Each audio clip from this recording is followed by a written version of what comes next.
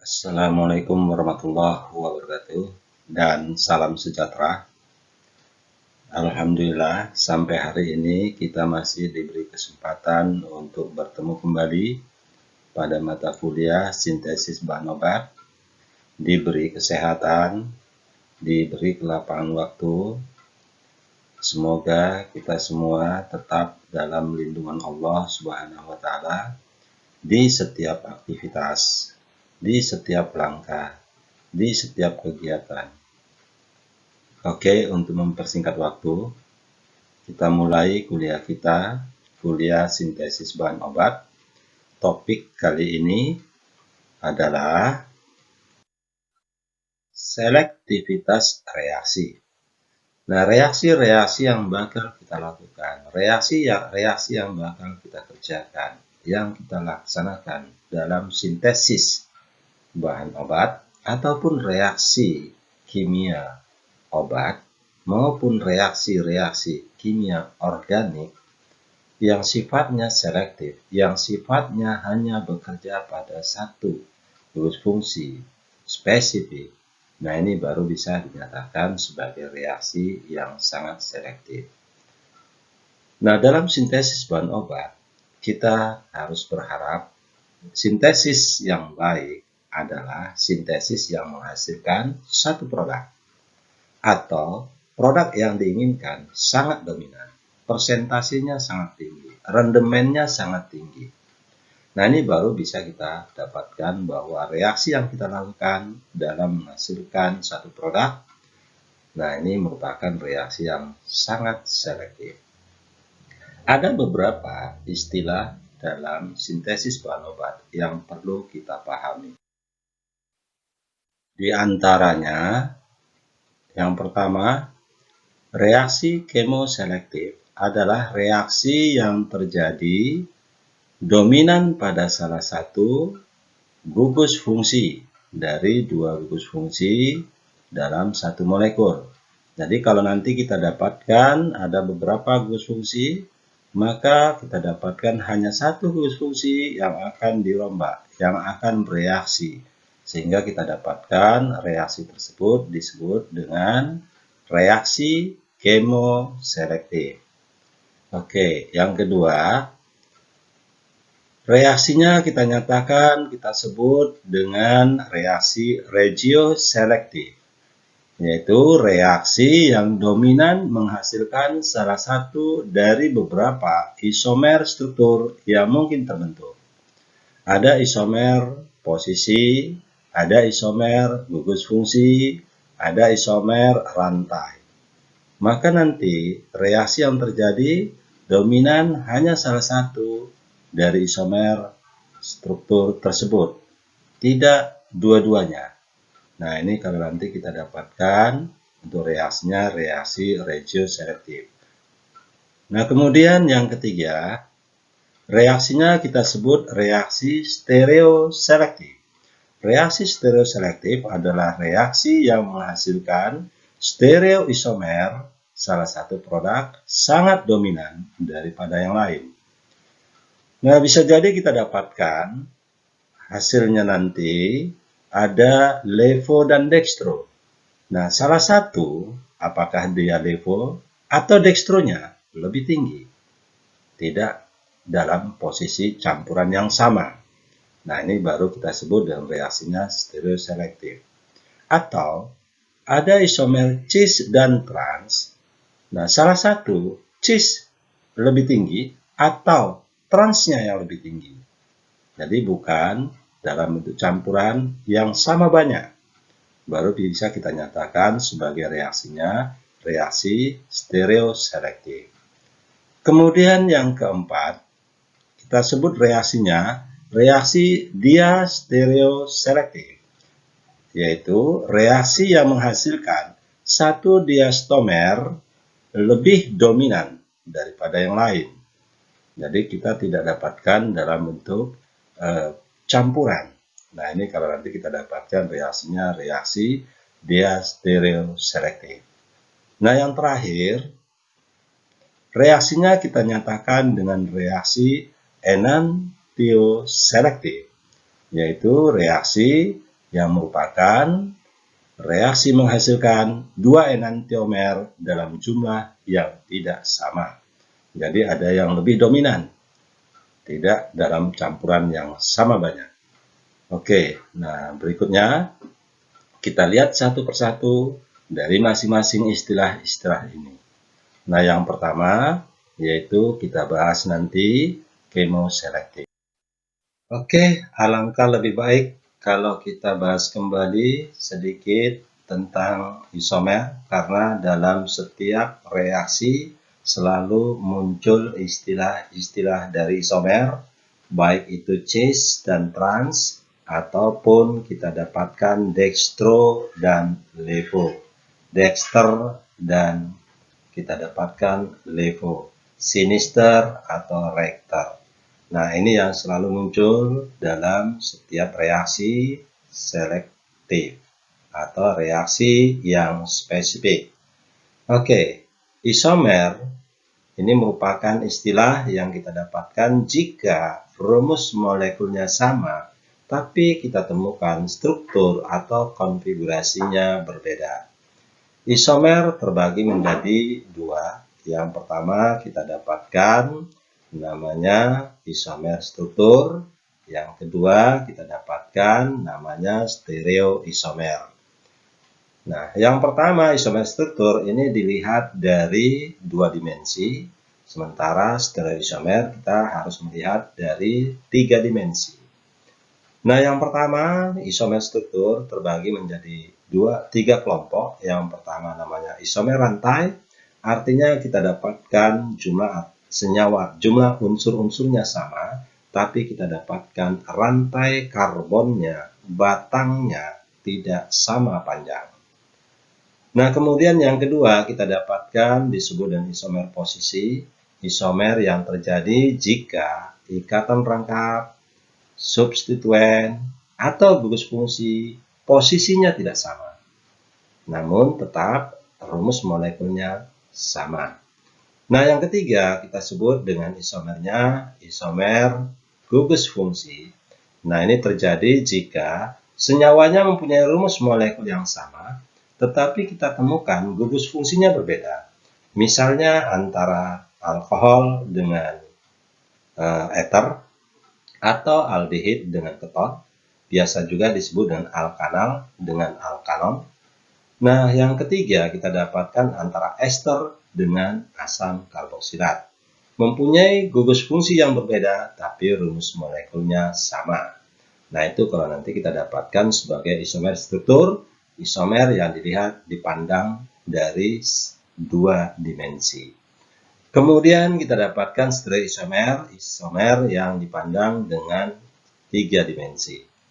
Nah, ini kita dapatkan ada istilah konfigurasi. Nah, kemudian yang kedua istilahnya disebut dengan konformasi. Kita fokus di konfigurasi, yaitu mengingat kembali istilah yang disebut dengan diastomer dan enantiomer. Berikut kita dapatkan istilah isomer rantai dari isomer struktur. Nah, isomer rantai ini kita temukan jika nanti rumus molekulnya sama, tapi kita dapatkan panjang rantai batangnya tidak sama. Misalnya kita dapatkan senyawanya normal butana. Ini akan berisomer dengan senyawa 2-metil propana. Nah, kita dapatkan di sini rantai batangnya ada 4 tanpa cabang. Nah, senyawa yang kedua kita dapatkan rantai batangnya ada 3 dengan 1 cabang. Cabangnya metil. Nah, ini kita dapatkan berisomer rantai.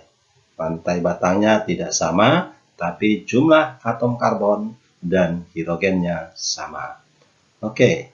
Nah, berikut kita dapatkan senyawanya normal pentana. Tanpa rantai karbon, tanpa rantai cabang, dengan jumlah total karbon sebanyak 5. Ya. Nah, ini kita dapatkan semuanya sebagai batang. Nah, untuk senyawa kedua, kita dapatkan ada 1 cabang sebagai metil. Dengan batang ada 4, jadi kita dapatkan jumlah batang dibandingkan senyawa pertama lebih pendek dibandingkan kita dapatkan sebagai normal pentana. Nah, kemudian kita dapatkan senyawa yang ketiga dari senyawa 2,2-dimetil propana.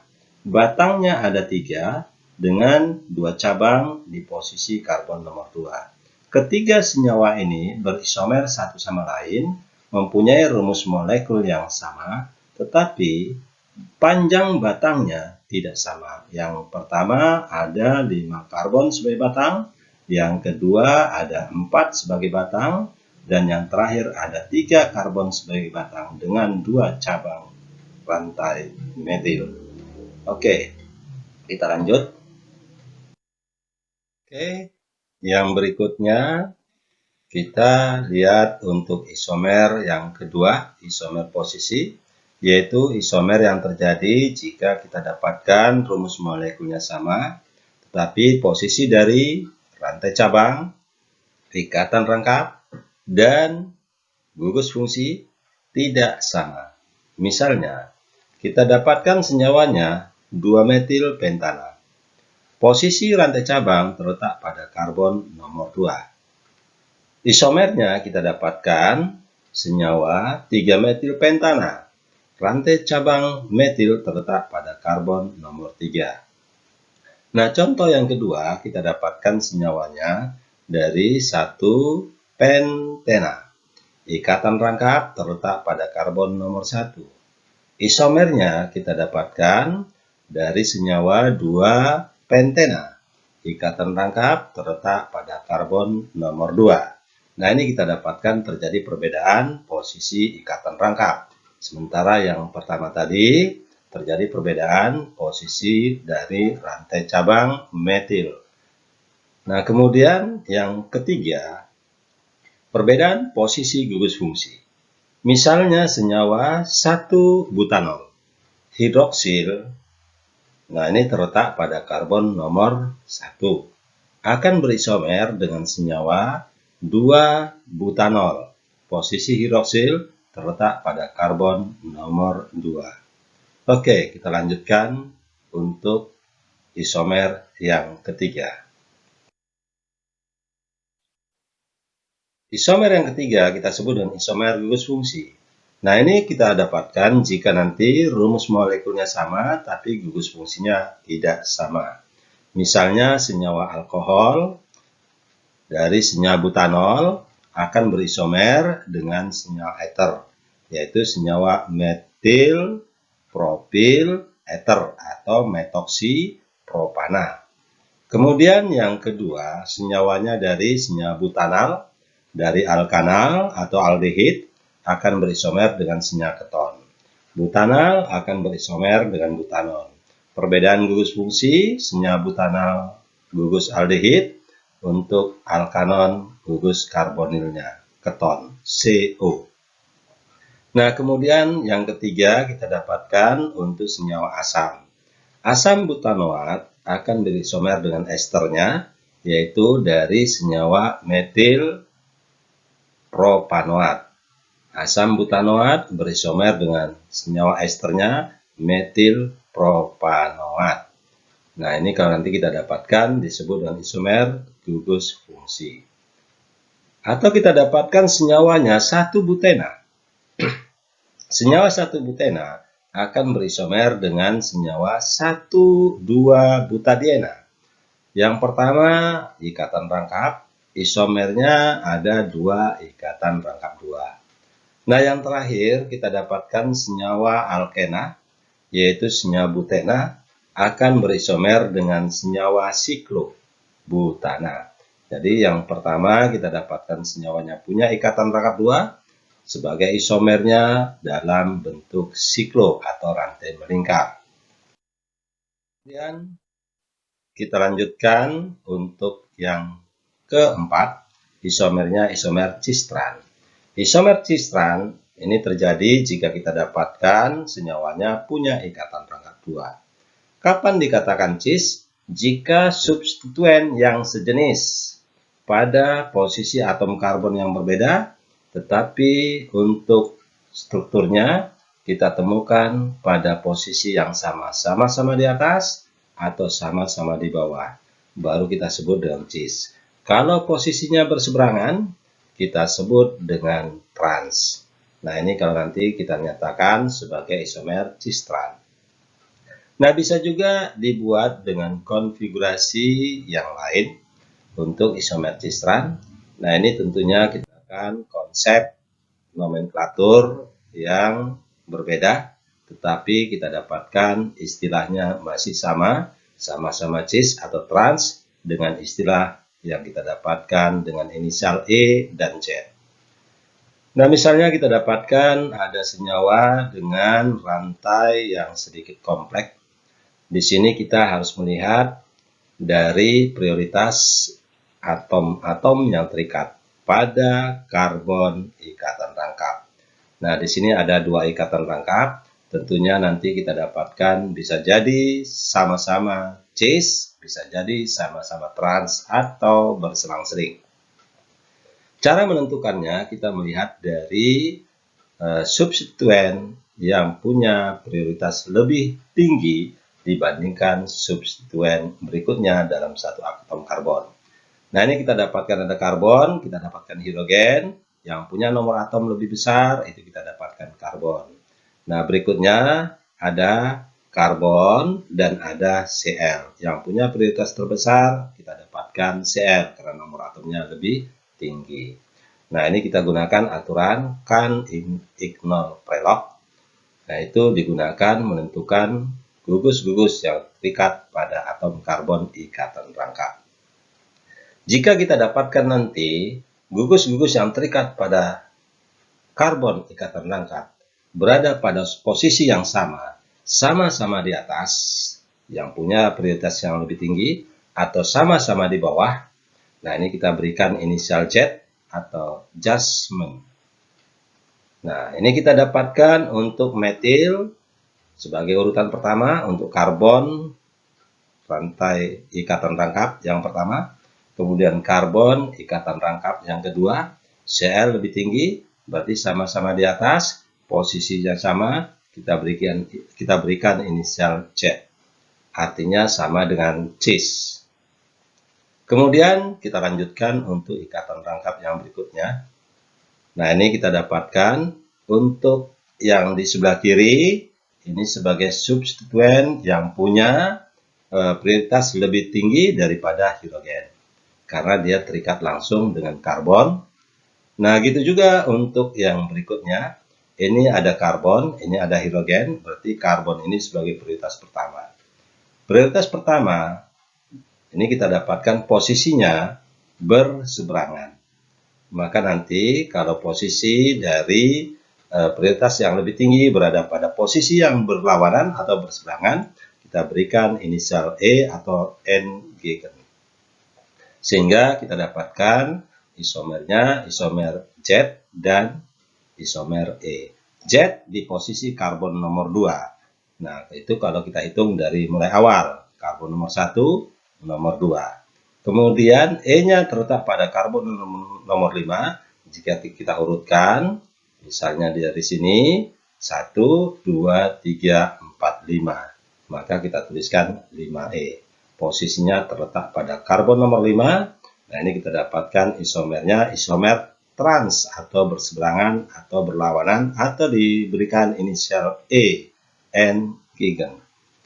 Sehingga kita dapatkan nama senyawanya 3,7 dikloro 2Z 5E. Ini menunjukkan posisi dari ikatan rangkap sebagai isomer dari cis dan trans 2,5 oktadiena. Atau bisa ditulis 3,7 dikloro 2Z 5E okta 2,5 diena.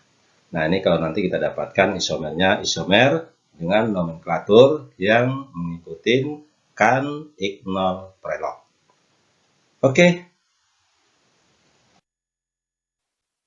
Nah, berikut isomernya, isomer optik. Isomer optik terjadi jika kita dapatkan ada karbon asimetris, artinya kita dapatkan keempat tangan karbon, keempat substituen karbon tidak ada yang sama. Nah, baru kita dapatkan sebagai senyawa yang mempunyai isomer optik karena mempunyai karbon asimetris. Artinya kita dapatkan keempat tangan karbonnya tidak sama.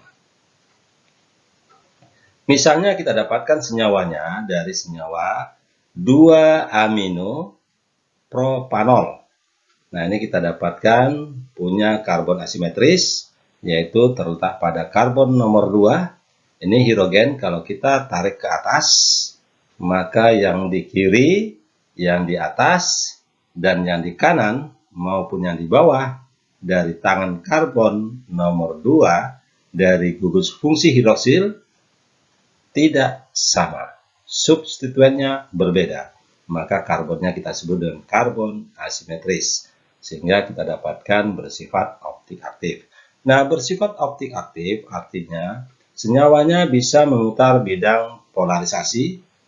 Nah, ini kita ukur dengan alat polarimeter, memutar ke kiri atau ke kanan. Gimana caranya kita menentukan bisa memutar ke kiri ke kanan? Kita lanjutkan di yang berikutnya.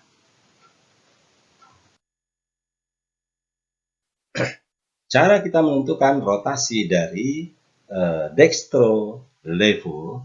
Nah, ini kita gunakan konsep yang pertama, tentukan nomor urutnya dulu berdasarkan nomor atom. Kemudian salah satu atom, salah satu gugus, kita tahan, kita pegang, tidak ikut dirotasikan. Kemudian kita rotasikan dengan nomor atom terendah, posisinya berada di sebelah atas. Kemudian tentukan arah rotasinya, arahnya rektor ke kanan atau ke kiri. Nah, ini mengikuti urutannya berdasarkan nomor atom yang tertinggi sebagai prioritas pertama, sampai yang berikutnya ke nomor atom yang terendah. Nomor atom yang paling rendah diabaikan atau dilenyapkan atau ditutup. Misalnya, nah ini kita dapatkan karbon asimetrisnya yang punya tangan berbeda. Sebagai atom yang paling rendah nomor atomnya adalah hidrogen. Kemudian berikutnya karbon, yang paling tinggi nitrogen. Jadi yang punya prioritas utama, yang punya nomor paling kecil itu kita dapatkan amin. Diikuti dengan karbon. Karena ada hidroksil, maka ini sebagai urutan yang kedua, sementara metil urutan yang ketiga, dan hidrogen urutan yang keempat, atau sesuai dengan nomor seperti berikut. Nah, ini kita dapatkan nomor 1, kemudian untuk yang mengandung hidroksil urutan kedua, metilnya urutan ketiga, dan hidrogen urutan keempat. Oke, salah satu kita tahan. Misalnya, metilnya kita tahan. Kemudian, hidrogennya kita jadikan posisinya di atas, dirotasikan. Sehingga nanti kita dapatkan untuk hidrogen di atas, dan aminnya akan berubah posisi seperti berikut. Ya, kita rotasikan. Ini kita rotasikan, aminnya pindah ke sebelah kanan, kemudian gugus hidroksilnya pindah ke sebelah bawah. Nah, setelah seperti ini, kita tetap pertahankan nomor yang tadi, yang paling kecil berarti sudah berubah posisinya di atas, dan kita dapatkan nomor urutan pertama itu amin, yang kedua kita dapatkan dari hidroksil, dan yang ketiga kita dapatkan dari metil. Kalau kita urutkan nomornya, ini akan kita dapatkan sesuai dengan aturan, dari mulai prioritas yang tertinggi sampai yang terendah, seperti ini, mengikuti aturan Kan-Ignol-Prelog, maka nanti akan kita dapatkan rotasinya itu mengarah ke arah searah dengan jarum jam.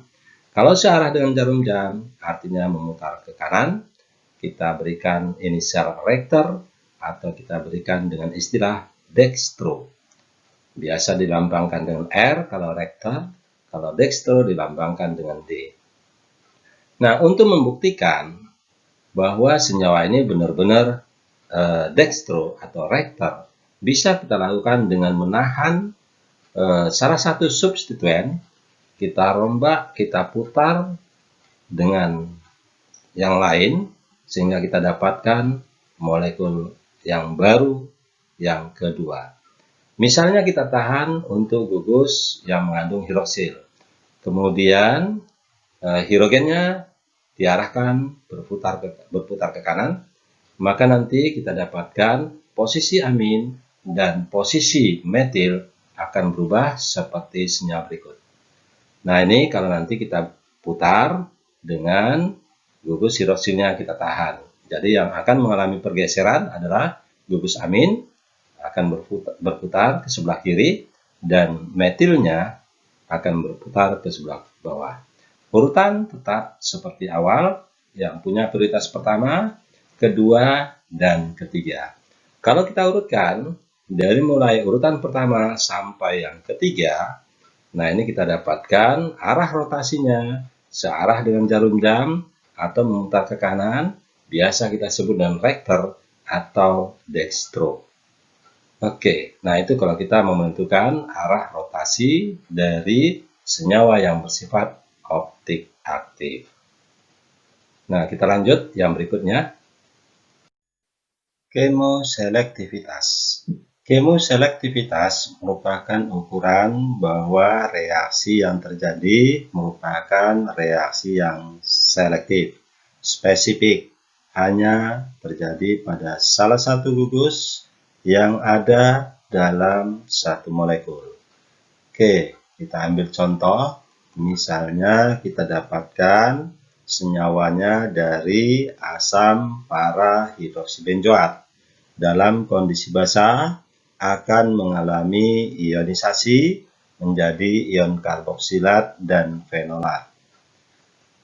Pada ion tersebut kita tambahkan senyawa iodosikloheksana. Nah, yang terjadi karena senyawa yang kita tambahkan, senyawa iodosikloheksana, ini hanya terjadi pada gugus fenolat. Reaksinya terjadi pada gugus fenolat, bukan gugus asam. Tapi kalau kita tambahkan alkohol, akan terjadi reaksi pada gugus asam membentuk ester. Nah, kalau nanti kita tambahkan alkil halida, yang terjadi reaksi substitusi pada gugus fenol. Nah, ini merupakan reaksi yang dikatakan kemoselektif, sehingga tidak bakal terbentuk ester dari hasil reaksi ini seperti gambar berikut. Sikloheksilnya terikat pada karboksilat, nah ini sebagai senyawa ester. Nah, yang terbentuk adalah senyawa eter. Sikloheksilnya ini akan terikat pada gugus fenolat atau senyawanya disebut dengan asam ortosikloheksil oksibenzoat. Nah, ini menunjukkan bahwa gugus fenol lebih reaktif dibandingkan gugus asam jika ditambah alkil halida, misalnya iodosikloheksana. Tapi kalau kita tambahkan alkohol, yang terjadi adalah reaksi esterifikasi atau akan terbentuk ikatan antara karboksil dengan alkil dari alkohol. Oke, nah itu untuk yang pertama. Kita ambil contoh kedua. Misalnya kita dapatkan senyawanya dari senyawa para-hidroksianilin atau para-aminofenol. Dilakukan reaksi asetilasi. Ada dua gugus yang kita dapatkan pada senyawa ini. Nah, reaksi yang bakal terjadi dengan reaksi asetilasi tidak akan terjadi pada kedua gugus seperti senyawa berikut. Nah, jadi tidak akan terjadi reaksi substitusi pada gugus amin maupun gugus alkohol. Hanya salah satu gugus fungsi yang bakal bereaksi. Gugus fungsi yang bakal reaktif adalah gugus fungsi amin. Nah, ini asetilnya akan terikat pada gugus amin, bukan pada gugus fenol seperti berikut.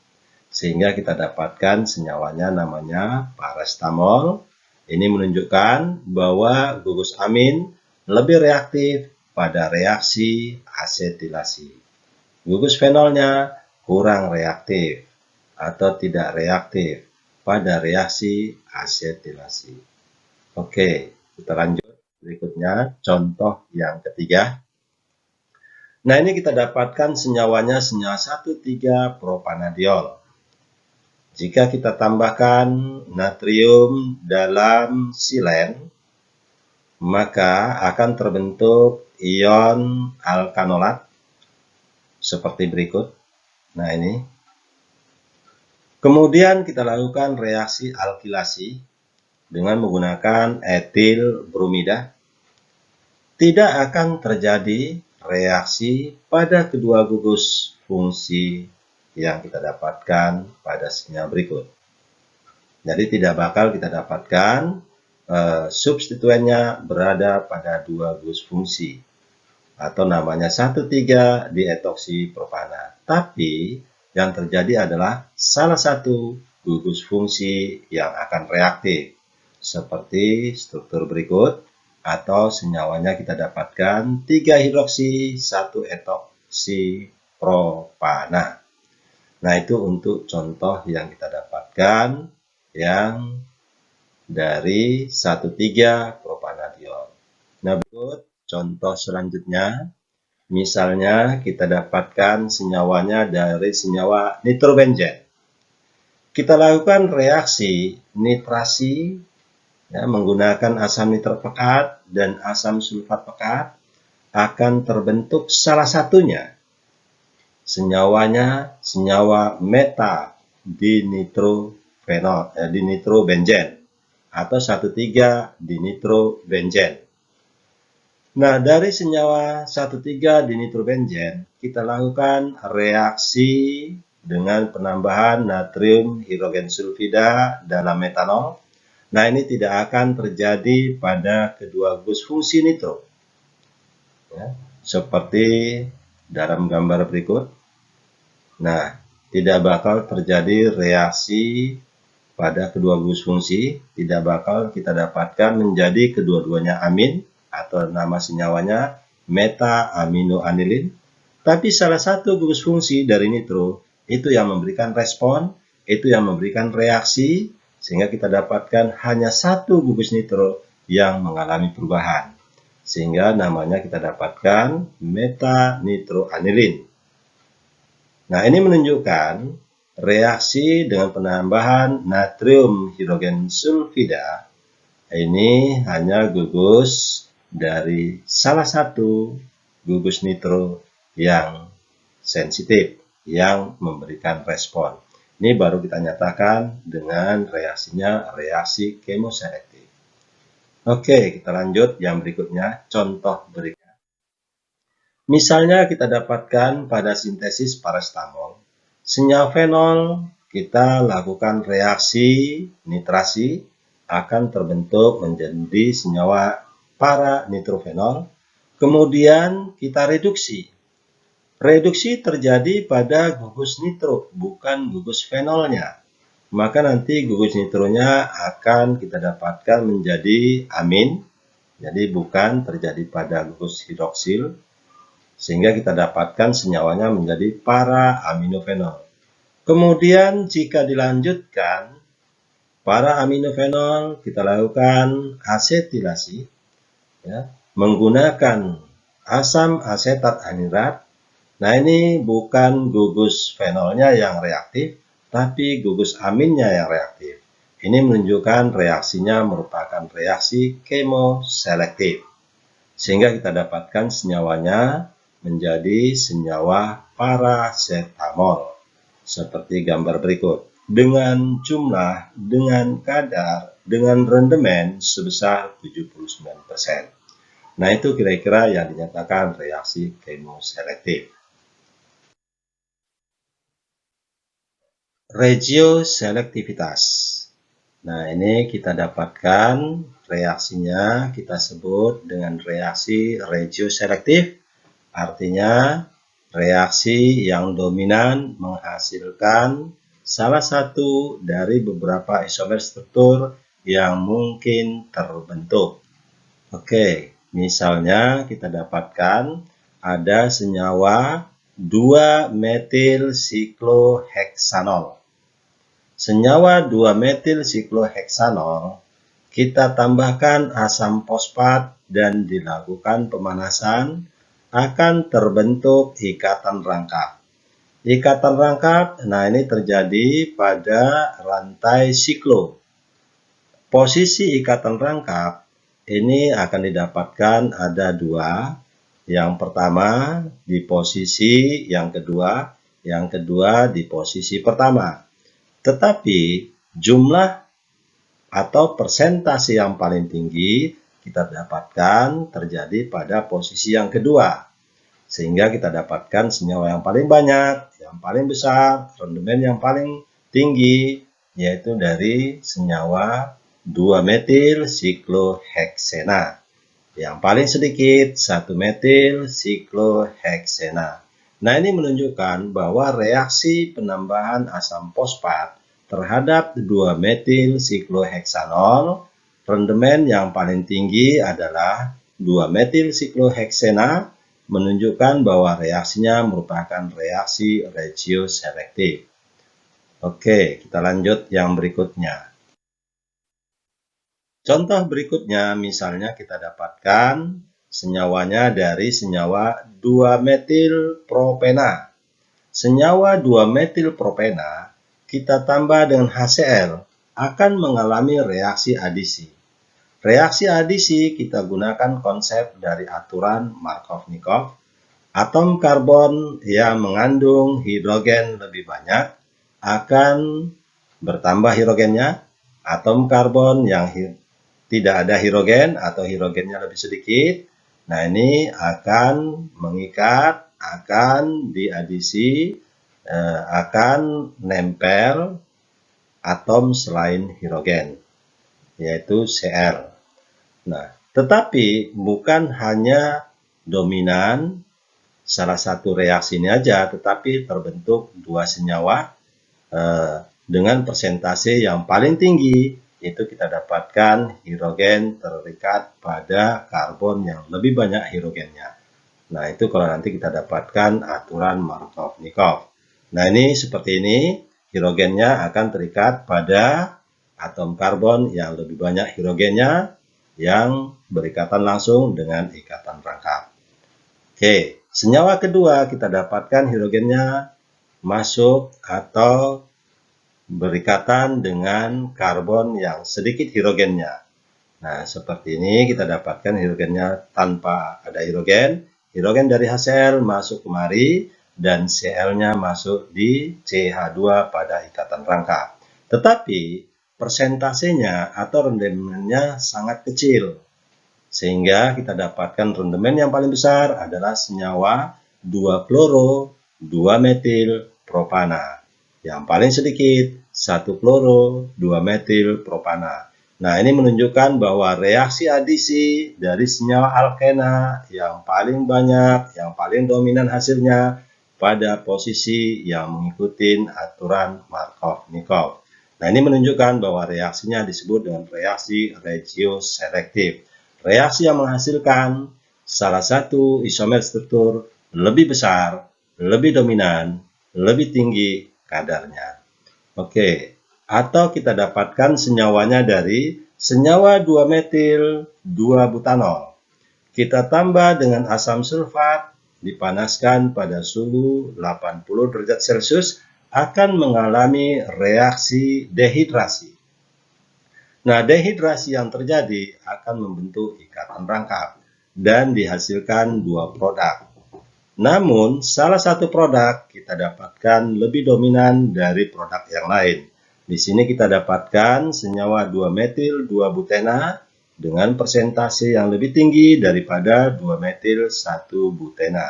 Nah, ini kita nyatakan bahwa reaksi dehidrasi dari senyawa alkohol dengan penambahan asam sulfat pada suhu 80 derajat Celcius jauh lebih banyak jauh lebih besar terbentuk ikatan rangkap pada senyawa yang lebih banyak mengandung alkil. Nah, ini kalau nanti kita dapatkan untuk reaksi dari dehidrasi alkohol. Oke, contoh berikutnya dari reaksi regioselektif. Reaksi yang dominan menghasilkan salah satu isomer struktur. Misalnya kita dapatkan 2-metil 2-butena. Kita lakukan reaksi hidrasi, adisi dengan menggunakan molekul air dalam suasana asam. Nah, ini akan terbentuk senyawa 2-metil 2-butanol. Produknya ada 2 isomer, namanya sama, tetapi ada perbedaan di struktur. Air H2O akan membentuk ion H positif dan OH-. Hidrogennya dari molekul air akan menyerang karbon yang banyak yang masih mengandung hidrogen. Jadi nanti hidrogen dari molekul air terikat pada karbon yang di sini. Kemudian hidroksilnya akan terikat pada karbon, ikatan rangkap yang tidak mengandung hidrogen atau hidrogennya lebih sedikit. Nah, itu berdasarkan aturan Markov-Nikov. Seperti hasil yang kita dapatkan di sini, OH-nya terikat pada karbon yang tidak mengandung hidrogen lagi, sementara hidrogen akan terikat pada karbon yang lebih banyak mengandung hidrogen. Nah, produk yang kedua, hidrogen terikat pada karbon yang terletak pada ikatan rangkap. Nah, ini hidrogen terikat pada karbon yang terletak pada ikatan rangkap, tidak mengandung hidrogen atau miskin hidrogen. OH-nya terikat pada karbon yang kaya hidrogen, tetapi jumlahnya sangat sedikit. Nah, ini kalau nanti kita gunakan aturannya berdasarkan aturan Markov-Nikov. Nah, sementara sebaliknya, reaksi anti Markov-Nikov bisa kita lakukan pada senyawa yang sama, pada senyawa 2-metil 2-butena, tetapi menggunakan reaksi yang berbeda. Kita lakukan adisi dengan menambahkan boron hidrida dan hidrogen peroksida. Molekul hidrogen peroksida, nah ini akan mengadisi untuk molekul 2-metil 2-butena. Hidrogennya nanti akan terikat pada ikatan rangkap, itu juga OH-nya, tetapi kita dapatkan ada perbedaan kalau berdasarkan aturan anti Markov-Nikov. Hidrogen yang pertama terikat pada karbon yang lebih banyak hidrogennya, yang kaya hidrogen. OH-nya terikat pada karbon yang miskin hidrogen, seperti ini. Nah, produk yang kedua kita dapatkan hidrogen terikat pada karbon yang miskin hidrogen. OH-nya terikat pada karbon yang kaya hidrogen pada ikatan rangkap. Tetapi kita dapatkan untuk hidrogen yang terikat pada karbon ikatan rangkap lebih banyak hidrogennya, lebih kaya hidrogennya, jumlahnya sedikit. Sementara yang terikat pada hidrogen yang terikat pada karbon yang miskin hidrogen, jumlahnya lebih banyak. Itu kalau kita gunakan boron hidrida dan hidrogen peroksida. Nah, ini yang disebut dengan reaksi adisi anti Markov-Nikov. Artinya kita dapatkan lawan dari konsep Markov-Nikov. Nah, ini yang menunjukkan bahwa reaksinya ini disebut dengan reaksi regioselektif. Oke, kita lanjutkan yang berikutnya. Nah, berikut stereoselektif. Stereoselektif adalah reaksi yang menghasilkan stereoisomer salah satu produk sangat dominan dari produk yang lain. Jika produk reaksi stereoselektif adalah enantiomer, reaksinya disebut enantioselektif. Jika reaksinya adalah reaksi dari diastereoisomer, reaksinya kita sebut dengan reaksi diastereoselektif. Nah, itu kalau nanti kita sebut dengan reaksi stereoselektif. Kita ambil contoh. Misalnya senyawa 3-pentanol. Kita tambahkan asam nitrat panas, akan terbentuk senyawa yang pertama, senyawa cis 2-pentena. Yang kedua, trans 2-pentena. Tetapi senyawa trans 2-pentena jumlahnya lebih banyak dibandingkan cis. Nah, ini kita sebut reaksi penambahan asam nitrat dengan pemanasan terhadap senyawa 2-pentanol akan terjadi reaksi dehidrasi, tetapi isomer trans lebih dominan, lebih besar dibandingkan dengan yang cis. Ini reaksinya kita sebut dengan reaksi stereoselektif. Nah, kemudian kita lanjut contoh berikutnya. Senyawa bisiklo 2,2,1 2-heptena atau biasa disebut dengan norbonen. Kita lakukan reaksinya reaksi dengan penambahan asam metaklorooksibenzoat, akan terbentuk senyawa 2,3-epoksi bisiklo 2,1,1-heptana atau senyawa 2,3-epoksi norkamfor. Nah, senyawanya ini ada dua produk. Salah satunya jumlahnya sedikit, yang satu lagi lebih banyak. Yang lebih banyak ini isomernya adalah isomer dari cis, dan yang satu lagi isomernya adalah isomer trans. Nah, ini kita dapatkan bentuk transnya, ini bentuk cisnya. Oke, nah itu kira-kira kalau nanti kita dapatkan disebut dengan stereoselektif. Jadi kita berhubungan dengan isomer 3 dimensi, ya, enantiomer atau diastomer, baik itu dari levo, cis ataupun. Oke, yang berikutnya kita dapatkan istilah stereospesifik. Stereospesifik adalah reaksi yang menghasilkan hanya satu stereoisomer. Jadi tidak kita dapatkan dua hasil dengan salah satu dominan. Nah, kalau stereospesifik hanya satu produk dari dua yang mungkin terbentuk. Misalnya kita dapatkan senyawanya dari senyawa sikloheksena. Sikloheksena kita tambah dengan Br2, diadisi ikatan rangkrap dari sikloheksena, maka reaksi adisinya seharusnya ada yang pertama dalam bentuk cis, Br. Nah, ini posisinya sama-sama di bawah, hidrogen sama-sama di atas. Ini kita sebut dengan isomer cis.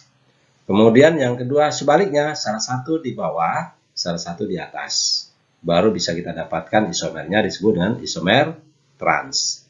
Namun yang terjadi pada reaksi ini cuma kita dapatkan yang bentuknya trans.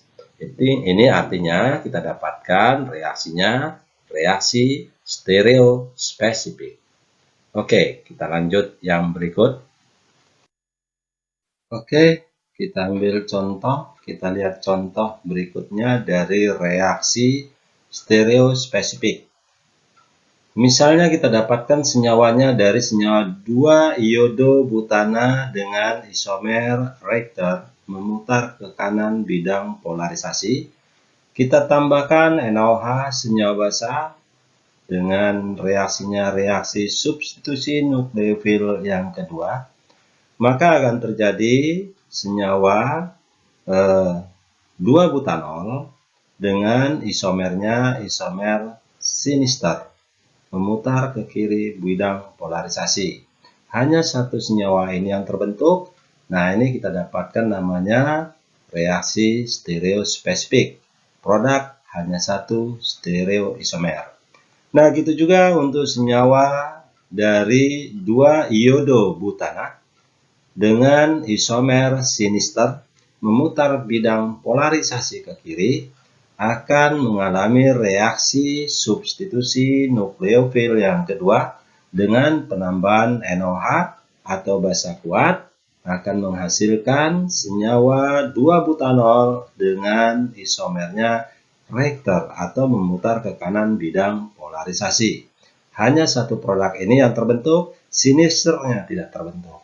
Sehingga kita nyatakan bahwa reaksi ini merupakan reaksi stereospesifik. Nah, begitu juga untuk senyawa dari 1-bromo 1,2-difenilpropana dengan isomer Richter baik pada atom karbon yang pertama maupun atom karbon yang kedua.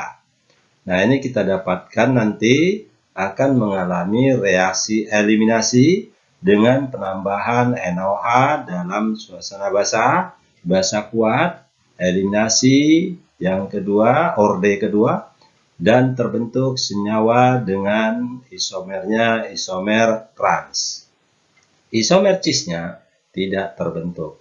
Nah, ini artinya bahwa reaksi ini dengan penambahan NOH atau basa kuat dari senyawa 1-bromo 1,2-difenilpropana. Nah, dengan isomer memutar ke kanan pada posisi karbon ke-1 dan ke-2. Nah, ini kita dapatkan nanti isomernya hanya satu, yaitu dalam bentuk trans. Nah, gitu juga untuk isomer cisnya, untuk isomer sinisternya. Sinister pada karbon yang pertama dan kedua juga akan menghasilkan dalam bentuk trans.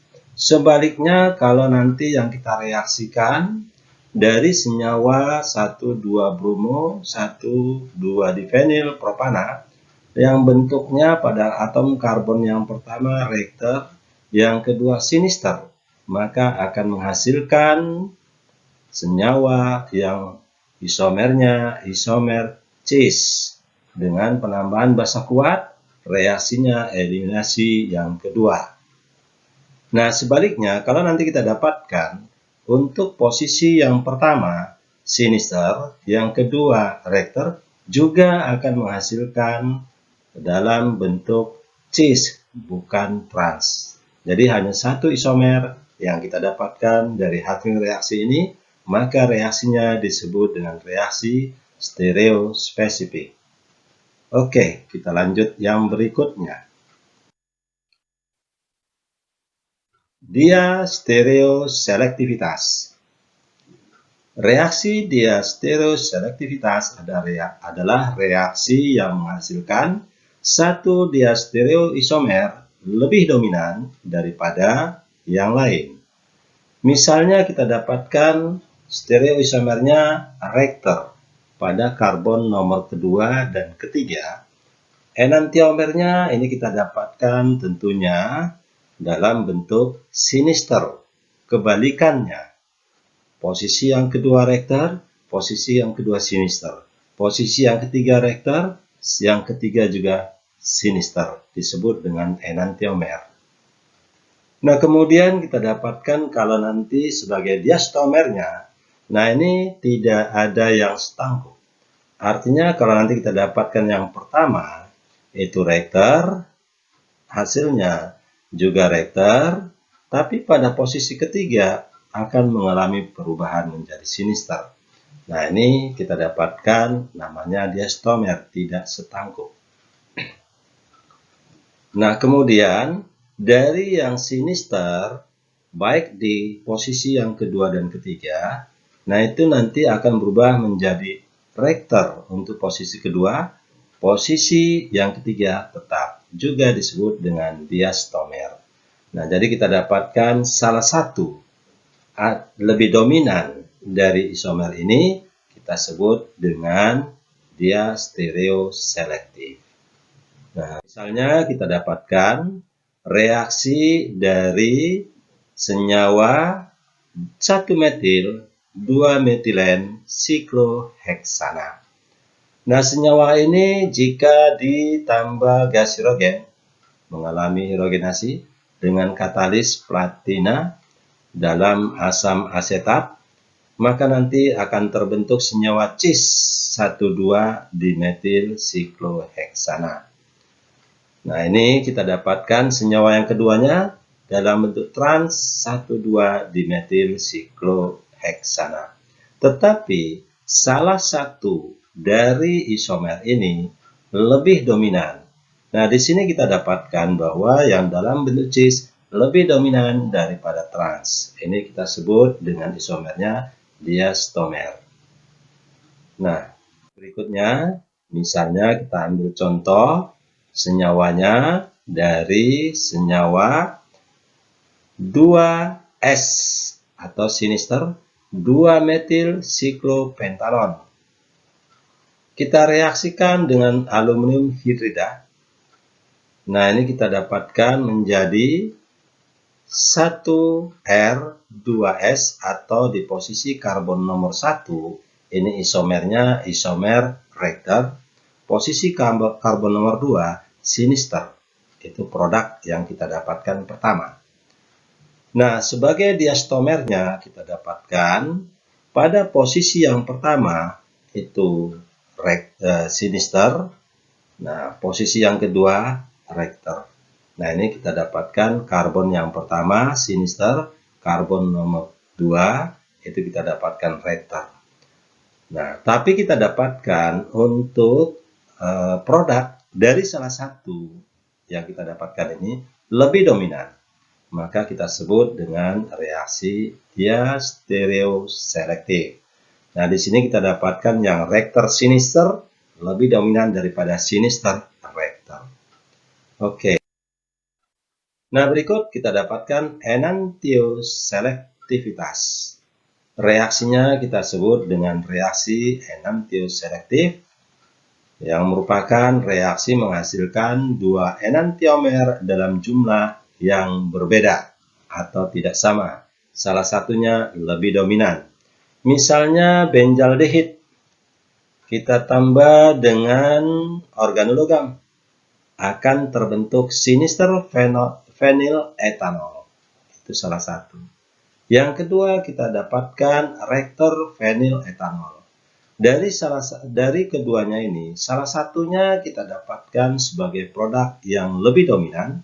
Nah, di sini isomer sinister itu lebih dominan sebesar 95,5%. Ini menunjukkan senyawanya sebagai reaksi. Ini menunjukkan bahwa reaksinya merupakan reaksi enantioselektif. Oke, contoh berikutnya untuk enantioselektivitas. Nah, ini kita dapatkan senyawanya dari asitofenon. Senyawa asitofenon kita tambahkan reaksi organologam litium.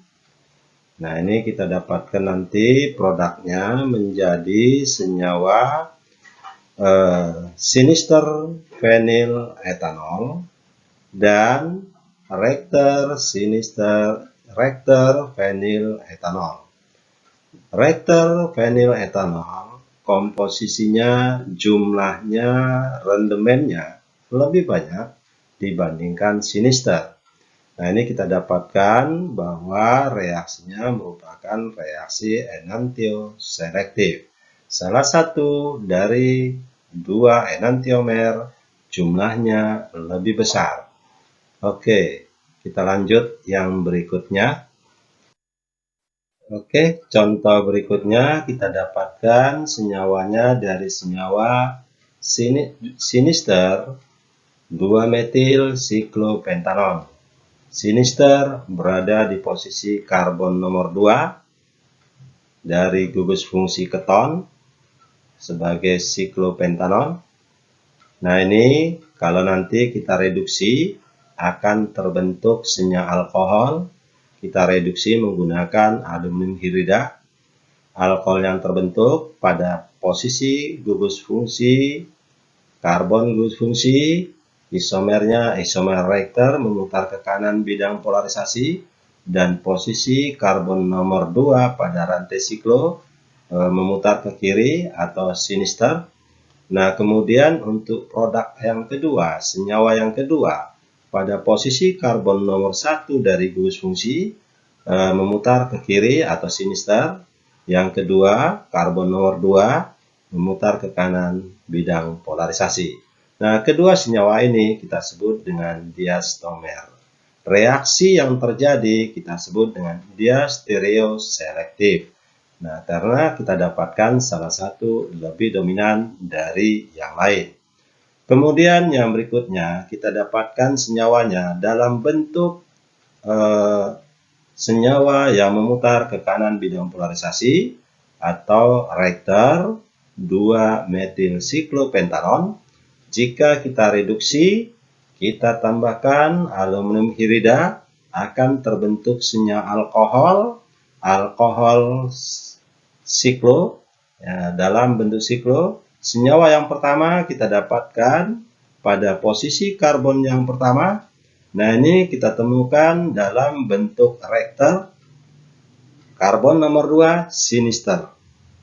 Nah, kemudian senyawa yang kedua pada posisi karbon yang pertama kita dapatkan sinister, karbon nomor 2 kita dapatkan reaktor. Nah, kedua senyawa ini kita sebut dengan diastomer. Nah, kalau nanti kita bandingkan antara produk dari reaksi yang pertama dengan senyawa dari hasil reaksi yang kedua, nah ini untuk yang pertama misalnya reaktor dengan sinister, karbon pertama reaktor, karbon kedua sinister, senyawa hasil reaksi dari yang kedua, karbon pertama reaktor, karbon kedua sinister, memutar bidang polarisasi ke kiri. Kedua senyawa ini kita sebut dengan enantiomer. Nah, gitu juga sebaliknya untuk yang pertama sinister, ya dari reaksi yang pertama, dari reaksi yang kedua juga sinister.